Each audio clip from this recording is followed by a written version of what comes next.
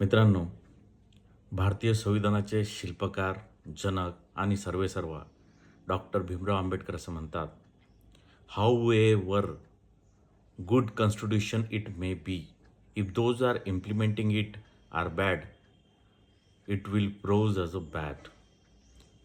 And if however constitution bad it may be, but if those implementing it are good." संविधान किती चांगलं असलं तरी ते लागू करणाऱ्या, इम्प्लिमेंट करणाऱ्या, एक्झिक्यूट करणाऱ्या व्यक्ती जर योग्य नसतील, तर ते संविधान हे निगेटिव्ह अर्थात वाईट समजलं जाईल. पण जर संविधान कितीही वाईट असलं तरी ते इम्प्लिमेंट करणाऱ्या व्यक्ती जर चांगल्या असतील आणि चांगल्या पद्धतीने इम्प्लिमेंट करू शकल्या, तर ते संविधान, वाईट संविधान देखील चांगलं मानलं जाईल. नमस्कार मित्रांनो. सुप्रीम कोर्ट अर्थात सर्वोच्च न्यायालयाला संविधानाचा वॉचडॉग म्हटलं जातं, कॉन्स्टिट्यूशनल वॉचडॉग म्हटलं जातं. अर्थात ते त्यांच्या ऑर्डर, जजमेंटमधून कायम रिमार्क्स आणि ऑब्झर्वेशन नोट डाऊन करत असतात आणि कमेंट्स करत असतात. सध्या असंच गाजत असलेला कलम म्हणजे 498A. कलम 498 अर्थात आर्टिकल 498A हे जे कलम आहे, हे लग्नानंतर विवाहित स्त्रियांना वाचवण्यासाठी आणि त्यांच्या संरक्षणासाठी देण्यात आलेलं आहे. पण त्याच्यात बऱ्याचदा नवऱ्याकडची मुलं आणि त्यांचे रिलेटिव्ह अटकवल्या जातात. त्याच्यात काही प्रमाणात फ्रॉड्स, बोगस केसेस आणि विनाकारण नावे टाकल्या जातात. या सगळ्यामुळं 498Aचा होणारा मिसयूज याच्याबद्दल सुप्रीम कोर्टाने बऱ्याचदा चिंता व्यक्त केली आहे. आज आपण जाणून घेऊया या कायद्याबद्दल. याची प्रोसेस कशी आहे, याची क्रायटेरिया काय आहे, हे काम कसं करतं आणि याच्याशी रिलेटेड कॉन्ट्रोवर्सीज कशा आहेत. तर चला मित्रांनो, आर्टिकल 498A हे 1983मध्ये इंडियन पिनल कोड अर्थात IPCमध्ये सामील करण्यात आलं. याचा उद्देश हा आहे की लग्न झाल्यानंतर वैवाहित स्त्रियांना घरगुती हिंसाचार, खास करून हुंडाबळी, डोवरी याच्यापासून वाचवण्यासाठी, संरक्षण देण्यासाठी हा कायदा बनवण्यात आला आहे. यामध्ये मुलगा, त्याच्या घरच्या व्यक्ती आणि त्याचे रिलेटिव्हसुद्धा यांच्यावर गुन्हा दाखल केला जाऊ शकतो. यामध्ये स्पेशली ब्लड रिलेटेड घरगुती हिंसाचारमध्ये घरच्या व्यक्तींचा जास्त करून समावेश केला. त्याच्याबरोबर हा नॉन बेलेबल आणि कॉग्निझिबल ऑफेन्स आहे. नॉन बेलेबल म्हणजे याच्यामध्ये बेल होत नाही. सेकंड गोष्ट, हा कॉग्निझिबल ऑफेन्स आहे. अर्थात विदाऊट वॉरंट, कोर्टाचा आदेशच्या ॲप्रुव्हल शिवाय पोलीस कोणालाही अरेस्ट करू शकतात. आणि हाच एक महत्त्वाचा कळीचा मुद्दा आहे, जे आपण पुढं बोलूया. या कायद्यामध्ये 3 वर्षाची शिक्षा आणि फाईन किंवा दोन्ही याचा खास करून समावेश होतो. फॉर एक्झाम्पल, एखादी वैवाहिक स्त्रीला तिच्या घरचे जर हुंड्यासाठी धमक्या देत असतील, फोर्स करत असतील, मारत असतील, तर तेव्हा ती स्त्री पोलिसांकडे जाऊन 498A अंतर्गत गुन्हा दाखल करू शकते. हा कायदा लागू करण्याआधी सर्वात महत्त्वाचं म्हणजे ती स्त्री जी कंप्लेंट करणार आहे ती वैवाहिक पाहिजे. सेकंड गोष्ट, सासरकडची लोकं आणि त्यांचे रिलेटिव्ह यांच्यावर गुन्हा दाखल करू शकते. तिसरी गोष्ट म्हणजे हा हुंडाशी रिलेटेड तिला कायम मागणी होत असेल, टॉन्ट मारल्या जात असेल, तेव्हा गुन्हा दाखल होऊ शकतो. यामध्ये क्रुएलिटी म्हटलं गेलं आहे. मेंटल क्रुएलिटी किंवा फिजिकल क्रुएलिटी. क्रुएलिटी म्हणजे काय, तर कंटिन्युअस मेंटल और फिजिकल टॉर्चर तिला होत असेल किंवा सातत्यानं तिला धमक्या येत असेल, थ्रेट्स देण्यात येत असेल किंवा अशा काही गोष्टी की ज्याच्यामुळं ती सुसाईडकडे वळली असेल.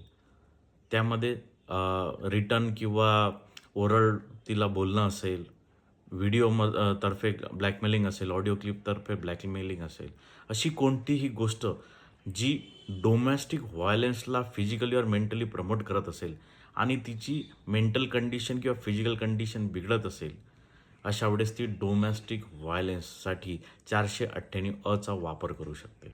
यामध्ये वैवाहिक स्त्री डायरेक्ट पोलीस स्टेशनमधून FIR दाखल करू शकते. पोलीस त्या आधारावर दाखल झालेल्या FIRनुसार त्या व्यक्तींना डायरेक्ट उचलू शकते विदाऊट कोर्ट ॲप्रुव्हल, कारण हा कॉग्निझिबल ऑफेन्स आहे. त्याचबरोबर याच्यानंतर कोर्ट चार्जशीट कोर्टामध्ये दाखल करतं आणि त्याच्यावर कारवाई होते. बऱ्याचदा कोर्ट हे मेडिएशनसाठी 2 दाम्पत्यांना एकत्र बसवून सुलह करण्याचा प्रयत्न करतात. त्यात म्युच्युअल ॲग्रीमेंट किंवा मेडिएशनचा पार्ट असतो. यामध्ये Rajesh Sharma versus state of UP 2017ची एक केस आहे. त्यामध्ये लँडमार्क जजमेंट देण्यात आलं. त्याच्यानुसार संबंधित व्यक्तीला अटक करताना प्रिलिमिनरी इन्क्वायरी अर्थात प्राथमिक चौकशीशिवाय अरेस्ट करू नये अशा गाईडलाईन सुप्रीम कोर्टाने दिला फॅमिली वेलफेअर कमिटीच्या सूचनेनुसार.